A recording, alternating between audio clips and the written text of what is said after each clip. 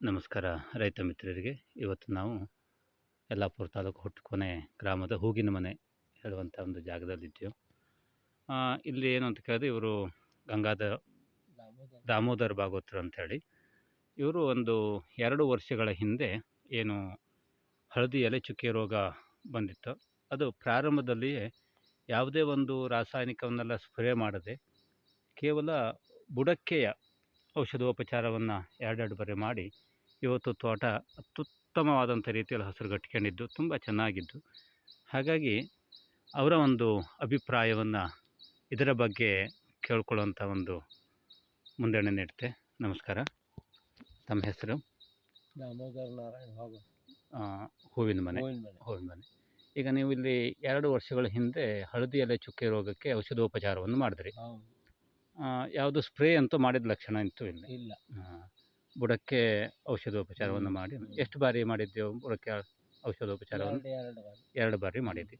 ಈಗ ನಿಮಗೆ 2 ವರ್ಷಗಳ ಹಿಂದೆನೇ ಮಾಡಿದಂಥ ಒಂದು ಔಷಧೋಪಚಾರದಿಂದ ಇವತ್ತಿಗೆ ನಿಮ್ಗೆ ಏನು ಅನಿಸ್ತಾ ಇದ್ದು ನಿಮ್ಮ ತೋಟದಲ್ಲಿ? ಇವತ್ತು ಚಲೋ ಸುಧಾರಣೆ ಆಯಿತು. ಮತ್ತು ಈ ಹಳದಿ ಇದು ಹೆಡೆ ಎಲ್ಲ ಹಳದಿ ಆಗ್ತಿತ್ತು, ಅದೆಲ್ಲ ಕಡಿಮೆ ಆಯಿತು. ಸರಿ, ಈಗ ಎಲ್ಲವೂ ಮೇಲೆ ಸ್ಪ್ರೇ ಮಾಡವು ಅಂಥೇಳಿ ಮಾಡ್ತಾನೆ ಇದ್ದೆ ಈಗ 3 ವರ್ಷದಿಂದನೂ.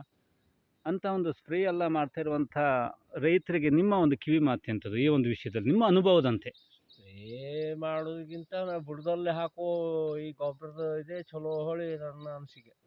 ನಿಮ್ಮ ಗೊಬ್ಬರ ಹಾಕಿದಂಗೂ ಆಯ್ತು, ಔಷಧೋಪಚಾರ ಮಾಡಿದಂಗೂ ಆಯ್ತು ಹೇಳುವಂಥ ಅಭಿಪ್ರಾಯ ನಂದು. ಅಂತು ಆ ನಂತರದಲ್ಲಿ ನಿಮಗೆ ಇಲ್ಲಿ ಯಾವುದೋ ಒಂದು ರೋಗ ಬಾಧೆಗಳು ಕಂಡು ಬರ್ತಾ ಇದೆ?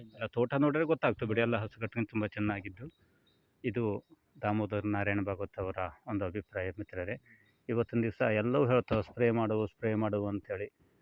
ಆದರೆ ಇವರು ಮಾತ್ರ ಈಗ 2 ವರ್ಷಗಳ ಹಿಂದೆಯೇ ಪ್ರಾರಂಭದಲ್ಲಿಯೇ ಒಂದು ಔಷಧೋಪಚಾರವನ್ನು ಮಾಡ್ಕೊಂಡು ಇವತ್ತು ತೋಟವನ್ನು ತುಂಬ ಹಸಿರಾಗಿ ಚೆನ್ನಾಗಿ ಇಟ್ಕೊಳ್ಳೋದು. ಹಾಗಾಗಿ ಇಂಥ ಒಂದು ಇನ್ನೂ ಹೆಚ್ಚಿನವಾದಂಥ ಕೃಷಿಗೆ ಸಂಬಂಧಪಟ್ಟಂಥ ಮಾಹಿತಿ ಇರ್ಬೋದು, ಜ್ಯೋತಿಷ್ಯಕ್ಕೆ ಸಂಬಂಧಪಟ್ಟಂಥ ವಿಷಯ ಇರ್ಬೋದು, ಅಥವಾ ಯಾವುದೇ ಒಂದು ದೇವತಾ ಆರಾಧನೆಗೆ ಸಂಬಂಧಪಟ್ಟು ನನ್ನನ್ನು ಸಂಪರ್ಕಿಸಬಹುದಾದಂಥ ಸಂಖ್ಯೆ 9483 940 115 08419 200 915. ನಮಸ್ಕಾರ. ನಿಮ್ಮ ಆತ್ಮೀಯ ಮಂಜುನಾಥ್ ಭಟ್, ಗದ್ದೆ ಮನೆ.